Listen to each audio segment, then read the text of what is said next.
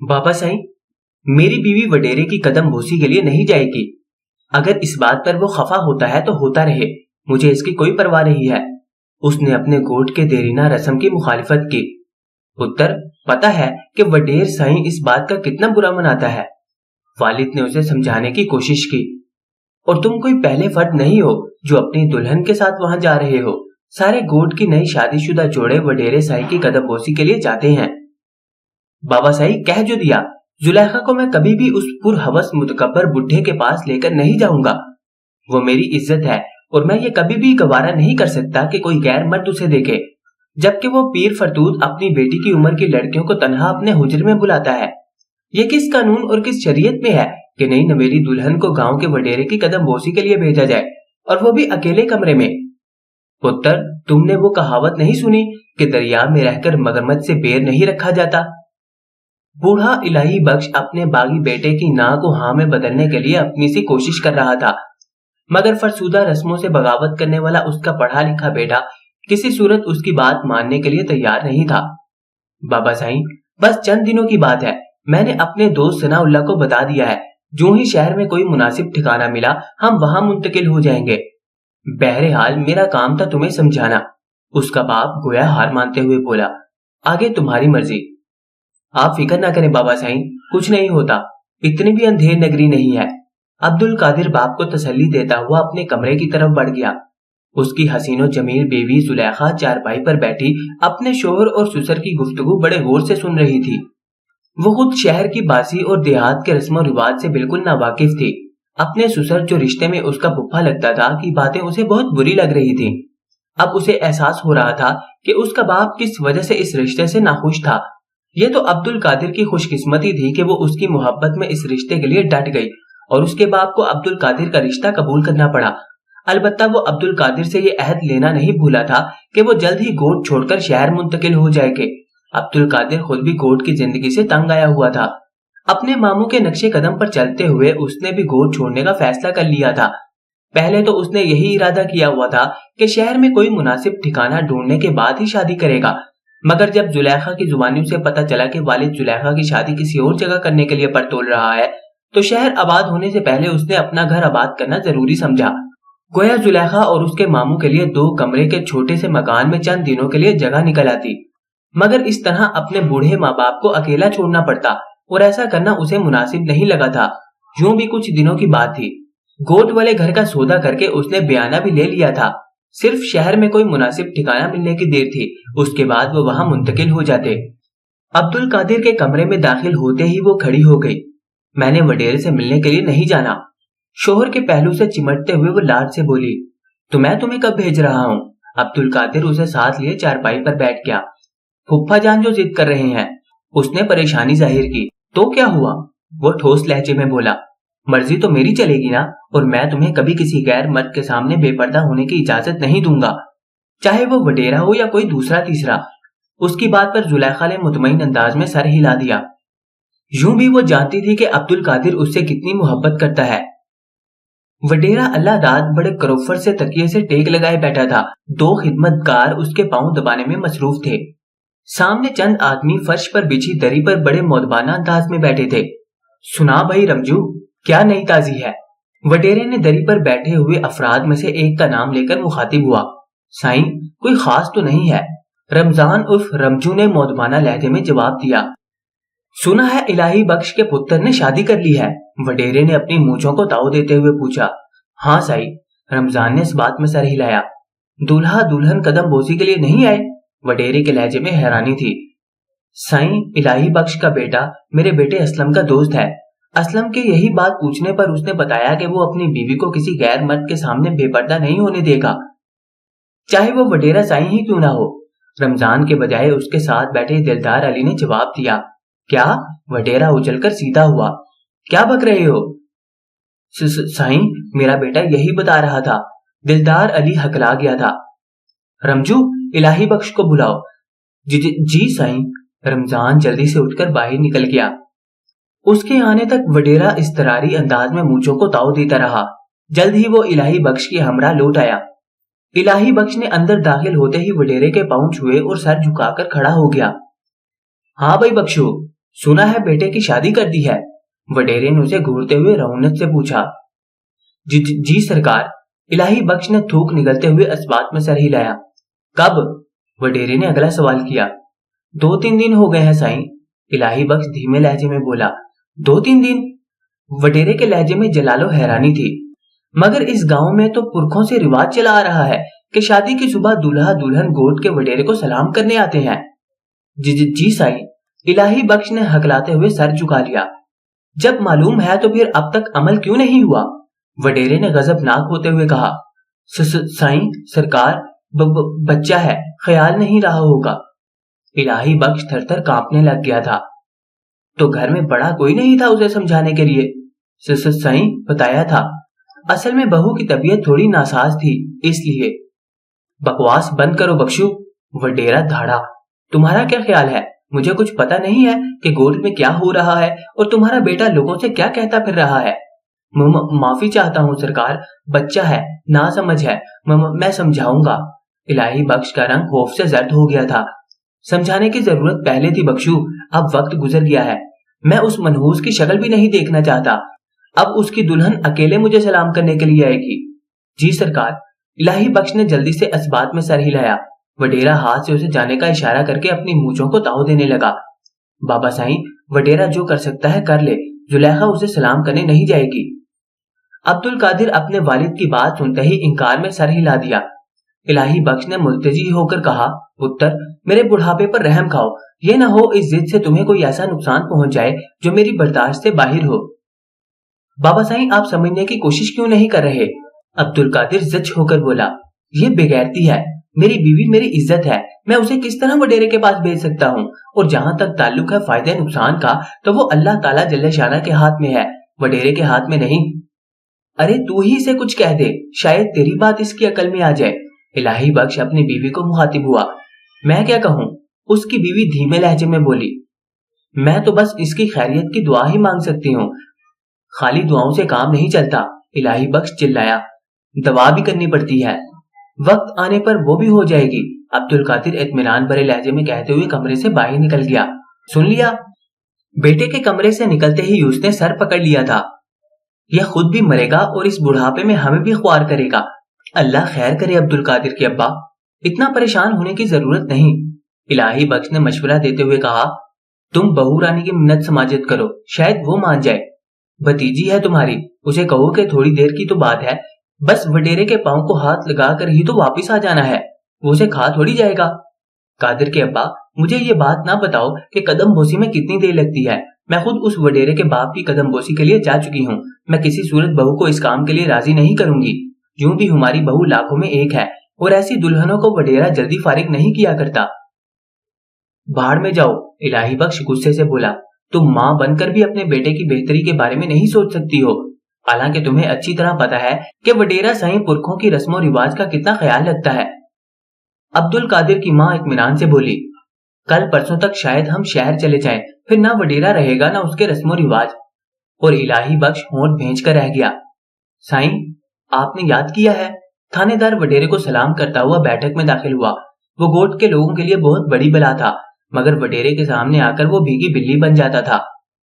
हाँ थानेदार, एक छोटा सा काम मान पड़ा था। वडेरा हाजिरी ने महफिल को हाथ के इशारे से जाने का कहते हुए बोला। उसका इशारा देखते ही तमाम लोग वहां से खिसक लिए। सिर्फ उसकी मुट्ठी चापी करने वाले अपने काम में मसरूफ रहे। हुक्म करो साईं, थानेदार ने खुशामदाना लहजे में पूछा। थानेदार, हम जरा पुरानी सोच के बंदे हैं। पुरखों के रस्मो रिवाज हमें अपनी जान से भी बढ़कर अजीज हैं। अगर कोई इन रसूम को तोड़ने की कोशिश करता है तो हमसे बर्दाश्त नहीं हो पाता और हम ऐसे शख्स को सबक सिखाए बिना नहीं रह सकते। वजह इरशाद फरमाए साईं। वडेरा सांस लेने के लिए रुका तो उस वक्फे को गनीमत जानते हुए थानेदार ने जल्दी से लुकमा दिया। इलाही बख्श दुकानदार से तो तुम वाकिफ होगे? जी सरकार, थानेदार ने इस बात में सर हिलाया। उसके बरखुदार की शादी हुई है और दुल्हा दुल्हन गोट के रिवाज के खिलाफ मेरी मुलाकात को नहीं आए। बख्शू के बेटे को अपनी दुल्हन से कुछ ज्यादा ही लगाव है। बरखुदार को जरा हवालात की सैर करवा दो। वडेरा कमीनगी से मुस्कुराया। छोड़ देना, मगर उस वक्त जब सिफारिश के लिए दुल्हन रानी आए। क्या समझे? समझ गया सरकार, बिल्कुल समझ गया। थानेदार की आंखों में हवस और खुबासत भरी चमक लहराने लगी थी। ठीक है जाओ। वडेरे ने मूंछों को ताव देने वाला दिल पसंद मशगला शुरू करते हुए थानेदार को जाने की इजाजत देते हुए कहा, और हाँ, जाते वक्त मुंशी से चाय पानी का खर्चा लेते जाना। थानेदार ने झुककर उसे सलाम किया और उल्टे कदमों बैठक से निकल गया। बाबा साईं, ये लो। अब्दुल कादिर ने काले रंग का लिफाफा वालिद की तरफ बढ़ाते हुए कहा, दुकान और घर की बकाया रकम अदा मुर्तजा ने दे दी है और अल्हम्दुलिल्लाह अदा सनाउल्लाह ने हमारे लिए भी घर ढूंढ लिया है। कल इंशाल्लाह निकल चलेंगे। अल्लाह करे पुत्र खैरियत से निकल चलें। इलाही बख्श ने दुआइया लहजे में कहा, आमीन कहकर अब्दुल कादिर यह खुशखबरी जुलेखा को सुनाने के लिए अपने कमरे की जानिब बढ़ गया। उसी वक्त बैरूनी दरवाजे पर दस्तक हुई। इलाही बख्श ने आगे बढ़कर दरवाजा खोला और थानेदार माँ दो सिपाहियों के दुनदुनाता हुआ अंदर घुस आया। क्या हो गया है थानेदार साहब? इलाही बख्श घुघियाया। किधर है तुम्हारा पुत्र? थानेदार ने कड़क कर पूछा। अब्दुल कादिर के कानों में भी थानेदार की आवाज पहुंच गई थी। वो जुलेखा को कमरे में ही बैठने का इशारा करके बाहर निकला। क्या बात है थानेदार साहब? उसने हैरानी भरे लहजे में पूछा। तो तुम हो अब्दुल कादिर? थानेदार ने मानीखेज अंदाज में सर हिलाया। जरा इसकी तलाशी लो। उसने खुर्राट सूरत सिपाहियों को इशारा किया। थानेदार की बात पूरी होते ही दोनों सिपाही तीर की तरह उस पर झपटे। एक सिपाही ने बेदर्दी से उसके हाथ मरोड़कर पुश्त की जानिब हथकड़ी लगा दी, जबकि दूसरा उसकी तलाशी लेने लगा। थानेदार साहब, ये क्या है? वो हकलाया। अभी पता चल जाता है पुत्र, थानेदार तंजिया लहजे में जवाब दिया। उसी वक्त एक सिपाही ने छोटा सा पैकेट थानेदार की जानिब बढ़ाते हुए कहा, ये मिला है सर। इसका मतलब है मुखबर की इतला दुरुस्त थी, ये पाउडर बेचता है। थानेदार ने उसे कड़वी नजरों से घूरा। ले चलो इसे थाने। खुदा का खौफ करो थानेदार साहब, इस पैकेट को तो मैंने पहले कभी देखा भी नहीं। अब्दुल कादिर हकलाया। अब तो देख लिया ना। उसके अकब में खड़े सिपाही ने उसे दरवाजे की जानिब धक्का दिया और वो लड़खड़ाता हुआ दरवाजे की जानिब बढ़ गया। थानेदार पुत्र, रहम करो, मेहरबानी करो। बूढ़े इलाही बख्श ने थानेदार के सामने हाथ जोड़ दिए। रहम भी हो जाएगा बुजुर्गो, बाद में थाने आ जाना। फिलहाल तो मुल्जिम को थाने ले जाना पड़ेगा, कुछ कानूनी तकाजे भी तो हमें पूरा करने पड़ते हैं ना। ये कहकर थानेदार ने सिपाहियों को इशारा किया और वो अब्दुल कादिर को धक्के देते हुए बाहर ले गए। इलाही बख्श अकेला खड़ा रोता रह गया। उसकी बीवी घर से कहीं बाहर गई हुई थी। पुलिस वालों के घर से निकलते ही जुलेखा कमरे से बाहर निकल आई। फूफा जान, घबराना नहीं, अल्लाह पाक बेहतर करेगा। वो इलाही बख्श को तसल्ली देने लगी, मगर खुद उसके दिल में हजारों अंदेशे गलबला रहे थे। इलाही बख्श रो देने वाले लहजे में बोला, बेटी, इसलिए कह रहा था कि वडेरे से मुट्ठा ना लगाओ, वो गोट का बादशाह है। मगर ना तुम्हारी समझ में कुछ आ रहा था और ना अब्दुल कादिर कुछ मानने को तैयार था। अब अगर उसे कुछ हो गया तो बताओ क्या कर लेंगे हम। उसी वक्त अब्दुल कादिर की माँ ने घर में दाखिल होकर वावेला किया। हाय ओ मेरे रब्बा, ये क्या हो गया? ऐसा कौन सा जुर्म कर लिया मेरे लाल ने जो उसे पुलिस पकड़ कर ले गई? उसे यकीनन किसी ने अब्दुल कादिर की गिरफ्तारी की इतला दी थी और वो दौड़ती चली आई थी। जुर्म? इलाही बख्श इस्तेहज़ाई अंदाज में हंसा, लेकिन उसकी हंसी में बेचारगी का अंसर नुमाया था। ये जुर्म क्या कम है कि वो अपनी नई नवेली दुल्हन के साथ वडेरे की कदम बोसी को नहीं गया। तो जाओ ना वडेरे के पास, उसे बताओ के मगर उससे आगे उसकी समझ में कुछ ना आया कि क्या कहे। वो बेबसी से बोला, उस वक्त तुम तीनों ने मेरी एक नहीं सुनी थी, अब भुगतो। फूफा जान, आप थानेदार के पास जाकर मुख मुका करने की कोशिश करें, जितने पैसे वो मांगता है उसके मुंह पर मारे। अब्दुल कादिर के लिए मैं अपना तमाम जेवर बेच दूंगी। जुलेखा ने जज्बाती लहजे में कहा। चला जाता हूँ थाने भी। बेबस अंदाज में सर हिलाते हुए वो खड़ा हो गया। मगर मुझे नहीं लगता कि वो मूजी थानेदार मुकमुका करेगा। लाजमन उसे वडेरे की तरफ से हुक्म मिला होगा और वडेरे से पूछकर ही वो कोई कदम उठाएगा। जुलेखा पुरउम्मीद लहजे में बोली, वडेरे ने भी तो हमारा माली नुकसान कराना होगा। कदम बोसी वगैरह का वक्त तो यूं भी गुजर चुका है। अल्लाह पाक ही जाने। परेशान चेहरे और पुरगंदा सोचों के साथ वो घर से निकल आया। बरखुदार, अपने तमाम साथियों के नाम आराम से बता दे, इसी में तुम्हारी बेहतरी है। थानेदार ने हाथ में पकड़ी छुरी उसकी थोड़ी के नीचे रखकर उसका झुका हुआ सर ऊपर किया। जवाबन वो खामोश रहा था। उसने अंदाजा लगा लिया था कि ये तमाम वडेरे की कारिस्तानी थी। उसके हुक्म पर पुलिस उसे पकड़कर वहां लाई थी। यूं भी आदमी उसके सामने अपनी बेगुनाही के बारे में कुछ बोलता है जो हकीकत में लाइल्म हो। यहाँ तो थानेदार उसके बेगुनाही से अच्छी तरह वाकिफ था, फिर उसके सामने अपनी बेगुनाही का वावेला करने का कोई फायदा ही नहीं था। उसे वडेरे की जानिब से जो हदफ मिला था वो उसने हर हाल में पूरा करना था। तुम्हारी समझ में मेरी बात नहीं आ रही क्या? इस मर्तबा थानेदार ने छड़ी उसके पेट में चुभोई। थानेदार साहब, میں نہ تو نشہ کرتا ہوں اور نہ کبھی اس گھنونے کاروبار سے میرا تعلق رہا ہے، اور یہ بات آپ بھی اچھی طرح جانتے ہیں۔ ہا ہا ہا، تھانے دار نے بلند بانگ کہکہا لگایا۔ ساتھ کھڑے سپاہیوں نے اس کا ساتھ دیا تھا۔ ویسے تمہاری بات تو دل کو لگی ہے بے۔ جواباً عبد القادر نے کچھ نہیں کہا تھا۔ اسی وقت ایک سپاہی نے اندر داخل ہو کر سلیوٹ کیا۔ سر جی، ملزم کا باپ آیا ہے، آپ سے ملاقات کا خواہاں ہے۔ ہنکارا بھرتے ہوئے تھانے دار میں اسبات میں سر ہلایا۔ ٹھیک ہے، بھیجو اسے۔ الہی بخش کی آمد کی اطلاع دینے والے سپاہی کو کہہ کر وہ وہاں موجود دوسرے سپاہیوں کو بولا، تم لوگ ذرا اس سے تفتیش کرو کہ اس نے گوٹ کی دیرینہ رسوم کے خلاف کرنے کا سبق کہاں سے سیکھا۔ یہی بات میں اس کے باپ سے دریافت کر لوں۔ سپاہی عبد القادر کو دھکیلتے ہوئے اس کو دفتر سے باہر لے گئے۔ الہی بخش لرزتا کانپتا دونوں ہاتھ جوڑے دفتر میں داخل ہوا اور السلام علیکم تھانے دار صاحب کہہ کر مؤدب انداز میں کھڑا ہو گیا۔ تھانے دار نے اس کے سلام کا جواب دینے کی ضرورت محسوس نہیں کی تھی۔ چند لمحے وہ اپنی میز پر پڑی فائل کھول کر دیکھتا رہا اور پھر فائل بند کر کے ایک جانب رکھتے ہوئے وہ الہی بخش کی جانب متوجہ ہوا۔ ہاں بزرگو، کیا مسئلہ ہے؟ سرکار، میرا ایک ہی بیٹا ہے، نہ سمجھ ہے، جوان خون ہے، نہ دانستگی میں وڈیرے سائیں کی شان میں گستاخی کر بیٹھا ہے۔ سائیں معاف کر دو، آپ بڑے لوگ ہو، ہم اسے سمجھانے ہی کے لیے تھانے لائے ہیں۔ پولیس کا کام ہی نہ سمجھ لوگوں کو سمجھانا ہوتا ہے۔ 2-3 ماہ میں اس کی سمجھ میں یہ بات ایسے آ جائے گی کہ اپنے آل و اولاد کو بھی ساری زندگی سمجھاتا رہے گا، اور یقیناً اگر کسی نے تمہیں یہ سمجھایا ہوتا تو تم اپنے بیٹے کو کبھی بھی ایسا نہ کرنے دیتے۔ الہی بخش گڑ گڑایا۔ سائیں، رحم کرو، اللہ سونا آپ پر کرم کرے گا، اور آئندہ میں وعدہ کرتا ہوں کہ ایسا کچھ نہیں ہوگا، میں اسے اچھی طرح سمجھا دوں گا۔ تھانے دار استہزائی لہجے میں بولا، بابا یہ مہربانی وغیرہ اپنے پاس رکھو، میرے ساتھ تو نقد سودا کرو۔ آپ حکم کریں سرکار۔ الہی بخش ہاتھ جوڑتا ہوا بولا، بس یہ خیال رکھنا کہ میں بہت غریب بندہ ہوں۔ تھانے دار نے کرسی سے ٹیک لگاتے ہوئے کہا، رقم وغیرہ چھوڑو بابا۔ تو پھر؟ الہی بخش کی آنکھوں میں حیرانی ابھری۔ تھانے دار مکروہ لہجے میں بولا، شام کو اس کی بیوی کو بھیج دینا، میں ذرا اس سے بھی معلوم کر لوں کہ وہ وڈیرے کی قدم بوسی کے لیے کیوں نہیں جا رہی تھی۔ صبح دونوں میاں بیوی کو چھوڑ دوں گا، بس اتنی سی بات ہے۔ اب خوش؟ بچپن ہی سے غلام معاشرے میں پلنے والے الہی بخش کے لیے شرط صرف اس لیے کڑی تھی کہ اس کے بیٹے اور بہو نے اسے قبول نہیں کرنا تھا۔ وہ ہکلایا، سائیں مجھے چند دن کی مہلت دے دیں، کیونکہ بیٹے اور بہو سے مشورہ کیے بغیر وہ اتنا بڑا قدم نہیں اٹھا سکتا تھا۔ اسے نیم رضامند دیکھ کر تھانے دار نے مطمئن انداز میں سر ہلایا۔ پرسوں شام تک عبد القادر کو کچھ نہیں کہا جائے گا، اس کے بعد تفتیش شروع ہو جائے گی۔ شاید وہ کسی کو قتل وغیرہ کرنے کا اعتراف کر کے پھانسی چڑھ جائے، یا یہ بھی ممکن ہے کہ حوالات سے فرار کی کوشش میں کسی پولیس والے کی گولی کا شکار ہو جائے۔ میرا مطلب تم سمجھ رہے ہو نا؟ تھانے دار نے اسے ڈرانے کی کامیاب کوشش کی۔ وہ خوف سے کانپتے ہوئے بولا، نہیں تھانے دار صاحب، میں پرسوں تک اپنی بہو کو لے آؤں گا۔ تھانے دار نے متکبر سے گردن اکڑاتے ہوئے کہا، اسی میں تمہاری بہتری ہے، یوں بھی غریب اور بے بس لوگوں کے لیے پولیس تھانے دار فرعون ہی تو بن جاتے ہیں، نہ قانون کی پاسداری، نہ شرم و حیا، اور نہ اللہ پاک کا ہو۔ سائیں اگر اجازت ہو تو میں بیٹے سے مل لوں؟ ہاں چلو، میں بھی تمہارے ساتھ چلتا ہوں۔ اپنی کرسی چھوڑتے ہوئے وہ الہی بخش کے ہمراہ ہو گیا۔ اسے اپنی فتح کا یقین آ گیا تھا۔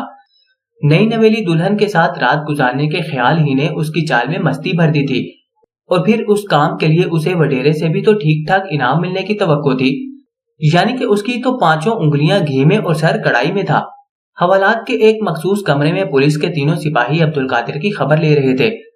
13 نمبر چھتر کی مسلسل استعمال نے عبد القادر کی چیخیں نکال دی تھیں، مگر ان وحشیوں کو اس کی کوئی پرواہ نہیں تھی۔ ان کے لیے تو یہ ایک دل پسند مشغلہ تھا۔ مظلوموں اور بے گناہوں کی پٹائی کرتے کرتے ان کے دل زنگ آلود ہو گئے تھے، اور ان کے ضمیر گہری نیند سوتے سوتے مردہ ہو چکے تھے۔ اب ایسے کام سے وہ لطف اندوز ہوا کرتے، کہکہے لگاتے اور خوشی سے جھوم جھوم اٹھتے۔ تھانے دار کی آمد پر بھی ان کے ہاتھ نہیں رکے تھے۔ 1 منٹ تھانے دار نے ہاتھ اٹھا کر انہیں روکا، اور وہ تینوں بد دلی سے پیچھے ہو گئے۔ عبد القادر کی حالت خاصی دگرگو تھی۔ سپاہیوں کے ہاتھ رکتے ہی اس کی چیخیں تھم گئی تھیں، لیکن با آواز بلند کراہنا شروع ہو گیا تھا۔ تم لوگ جاؤ، تھانے دار نے سپاہیوں کو وہاں سے جانے کا اشارہ کیا۔ پرسوں شام تک اسے کچھ نہ کہنا، اس کے بعد البتہ تمہیں کھلی چھوٹ ہوگی اگر انہوں نے چاہا تو۔ تینوں سپاہی تھانے دار کو سیلیوٹ کرتے ہوئے باہر نکل گئے۔ ان کے باہر نکلتے ہی تھانے دار الہی بخش کی طرف متوجہ ہوا۔ بزرگو، تم اپنے بیٹے سے گپ شپ کرو، مشورہ وغیرہ بھی کر لو، اور پرسوں شام کا وقت نہ بھولنا۔ یہ کہہ کر وہ خود بھی باہر نکل گیا۔ باہر جاتے ہوئے اس نے حوالات کا سلاخوں والا دروازے کو تالا لگا دیا۔ الہی بخش حوالات کی سلاخوں کو تھام کر دکھی نظروں سے اپنے جوان بیٹے کو تکنے لگا۔ اپنے باپ کو دیکھ کر عبد القادر نے بامشکل اپنی کراہیں روکی تھی۔ اللہ پاک بہتر کرے گا بابا سائیں، اس نے باپ کو تسلی دیتے ہوئے کہا۔ آپ صبح مامو جان کے پاس شہر چلے جائیں اور اسے تمام کہانی سنا دیں، وہ کوئی بہتر حل تلاش کر لیں گے۔ الہی بخش کوشش کے باوجود بیٹے کو تھانے دار کی شرط کے متعلق نہیں بتا سکا تھا۔ تھوڑی دیر بیٹے کے ساتھ گزار کر وہ گھر واپس آ گیا۔ بیوی کو البتہ اس نے ساری بات منون بتلا دی تھی۔ اللہ سائیں اسے برباد کرے، اللہ سائیں اسے تباہ کرے، وہ کبھی خوش اور آرام کا منہ نہ دیکھے۔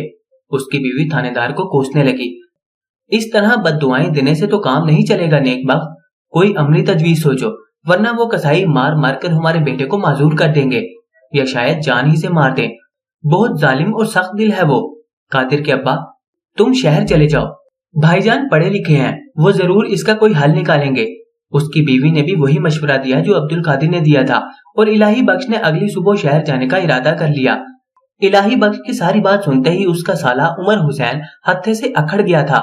تھانے دار کی یہ جرت، سرکار کا ملازم ہوتے ہوئے اتنا غیر قانونی کام۔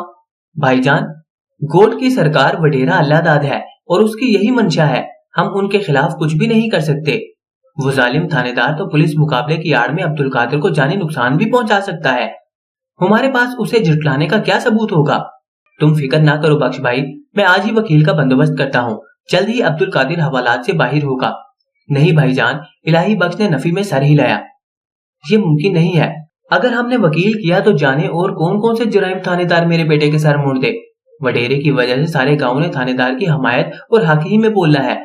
یہ نہ ہو میری قانونی کارروائی کو وہ ہٹ دھرمی جان کر میرے بیٹے کو ناقابل تلافی نقصان پہنچا دے۔ عمر حسین تلخی سے بولا، تو کیا اپنی دھی اس کے پاس بھیج دوں؟ نہیں، الہی بخش نے نفی میں سر ہلایا، لیکن کوئی ایسی تجویز تو سوچ سکتے ہو نا کہ سانپ بھی مر جائے اور لاٹھی بھی نہ ٹوٹے۔ عمر حسین گہری سوچ میں ڈوب گیا۔ چند لمحوں بعد اس کی آواز ابھری، کیا تھانے دار نے زلیخا بیٹی کو دیکھا ہوا ہے؟ نہیں، الہی بخش نے نفی میں سر ہلایا۔ گہرا سانس لیتے ہوئے عمر حسین مسکرایا، اب دیکھنا میں تھانے دار کو کیسا سبق سکھاتا ہوں۔ مگر کیسے؟ الہی بخش اسے ہنستا دیکھ کر خوش ہو گیا تھا۔ یہ مجھ پر چھوڑ دو، تم بس آرام کرو، کہتے ہوئے عمر حسین کھڑا ہو گیا۔ ایک تھی تو صحیح، خراٹ بڑھیا نے سوچنے کی اداکاری کی۔ بڑی خوبصورت بچی تھی، مگر آپ کو اس سے کیا لینا؟ آپ کی بڑی مہربانی ہوگی اگر آپ اس کا پتہ مجھے بتا دیں۔ عمر حسین ملتجی ہوا۔ بتا تو دوں، مگر فائدہ؟ مطلب مجھے کیا فائدہ؟ یوں بھی اس نے مجھ سے درخواست کی تھی کہ اس کا راز تشت ازبام نہ کروں۔ اس کے بھلے کی بات ہے بھائی جی، اور آپ کے لیے اتنا فائدہ کافی رہے گا۔ عمر حسین نے ہزار کے 5 نوٹ اس کی جانب بڑھائے۔ نوٹ جھپٹتے ہوئے بوڑھی دلالہ نے ایک فلیٹ کا پتہ دہرا دیا۔ عمر حسین شکریہ کہتے ہوئے وہاں سے باہر نکل آیا۔ 20,000 میرے لیے کافی ہیں بھائی صاحب۔ سوگوار چہرے والی لڑکی عمر حسین کو کافی بھلی لگی تھی۔ اسے یقین ہی نہیں آ رہا تھا کہ وہ ایسی موذی مرض میں مبتلا ہوگی۔ میں تو اس سے بھی کم معاوضے پر راضی ہو جاتی۔ دوائیوں کی خریداری کی مد میں مجھے کافی خرچہ کرنا پڑتا ہے اور میری آمدن نہ ہونے کے برابر ہے۔ پرائیویٹ نوکریوں کی تنخواہیں تو آپ کو معلوم ہوں گی ہی۔ باقی آپ کی کہانی جان کر تو میں مفت بھی راضی ہو جاتی کہ میری نظر میں یہ نیکی کا کام ہے۔ اور عمر حسین اس کے یوں آسانی سے مان جانے پر گہرا سانس بھر کر رہ گیا تھا۔ گو اس کام کے بارے میں اس لڑکی کو بتاتے ہوئے اسے کافی شرمندگی محسوس ہوئی تھی، مگر اپنی بیٹے کی عزت کی خاطر وہ یہ بھی کر گزرا تھا۔ دروازے پر ہونے والی دستک سن کر تھانے دار چونک پڑا تھا۔ ناگواری کے انداز میں اٹھتے ہوئے اس نے دروازہ کھولا اور الہی بخش کو سر کپڑوں میں لپٹی لڑکی کے ساتھ دیکھ کر اس کا دل بلیوں اچھلنے لگا۔ اس نے مانی خیز لہجے میں کہا، بہت اچھا کیا بزرگو، ورنہ آج رات ہی عبد القادر کی تفتیش شروع ہو جانا تھی۔ اب وہ صبح واپس آ جائے گا، اور اپنی بہو کی بھی فکر نہ کرنا، میں اسے کوئی نقصان نہیں پہنچاؤں گا، بس اسے تھوڑا جاگنا پڑے گا۔ یہ کہتے ہی اس نے الہی بخش کو بولنے کا موقع دیے بغیر اس کے پہلو میں کھڑی سرخ کپڑوں کی گٹری کو اندر گھسیٹا اور کوارٹر کا دروازہ کنڈی کر دیا۔ وہ کنوارا تھا، کیونکہ شادی کر کے وہ خود کو کسی ایک کا پابند نہیں کر سکتا تھا۔ یوں بھی جسے حرام کاری کی لت پڑ جائے اس کے لیے حلال میں لذت باقی نہیں رہتی۔ دھڑکتے دل کے ساتھ اس نے عبد القادر کی دلہن کا گھونگھٹ الٹا۔ اپنے دل کی دھڑکنیں اسے بے ربط ہوتی ہوئی محسوس ہوئیں۔ حسن سوگوار پر دلہناپے کا روپ خوب چڑھا تھا، اور پھر الہی بخش کو جانے کیا سوجی تھی کہ اس نے بہو کو خوب سجا سوار کر اس کے پاس بھیجا تھا، حالانکہ اس نے ایسی کوئی شرط نہیں رکھی تھی۔ خیر کچھ بھی تھا، उसने थानेदार को खुश करने में कोई कसर नहीं छोड़ी थी। इतना ताउन करने वाला जाने वडेरे की हुक्म अदौले पर कैसे राजी हुआ था। खैर, उसने ज्यादा देर इस मसले में सर खपाना मुनासिब ना समझा कि उसकी दिलचस्पी और तवज्जो के लिए एक बहुत खूबसूरत और सहमा सहमा खिलौना उसके सामने मौजूद था। उसे तो ये भी भूल गया कि वो अभी तक रात का खाना नहीं खा सका था। हाँ भाई रमजो, वडेरा हाजिरी ने महफिल पर ताहिराना निगाह दौड़ाता हुआ अपनी टांगे दबाने वाले रमजान को मुखातिब हुआ। सुना है बख्शू अपने टब्बर के साथ शहर चला गया। हाँ साई, रमजान ने इस बात में सर हिलाया। आपने ठीक ही सुना है, वडेरे ने मानीखेज लहजे में पूछा। पर उसका बेटा तो हवालात में था, रमजान ने जवाब दिया। साईं उसे अपनी बीवी रिहा कराकर ले आई थी। मेरी समझ में नहीं आया, तुम क्या कह रहे हो? वडेरा जानबूझकर अनजान बन गया था। साईं, सुना तो यही है कि बख्शू सर शाम अपनी बहू को थानेदार के क्वार्टर पर छोड़ आया और अगली सुबह उसकी बहू अपने खावंद के साथ घर वापस लौट आई। हा हा हा, वडेरे ने मानीखेज अंदाज में कहकहा लगाया। खूब, बहुत खूब, ये बख्शू तो बहुत अक्लमंद निकला। वैसे पुरखों की रस्मों रिवाज तोड़ने वालों को ऐसी ही अक्लमंदियां देखना पड़ती हैं। बिल्कुल साईं, हाजरीन महफिल यकजुबान होकर बोले थे। यूं भी वडेरे के हुक्म से उस दिन बैठक खचाखच भरी हुई थी। वडेरे ने अपनी नाफरमानी करने वाले खानदान का अंजाम जो तमाम गोट तक पहुंचाना था। तमाम लोग दिल ही दिल में इलाही बख्श के खानदान की बदकिस्मती पर अफसोस कर रहे थे कि वो उन्हीं में से एक था। उसका दर्द उन्हें अपना दर्द ही तो लगना था। कल कलां को उन्हें भी यह सूरत हाल पेश आ सकती थी।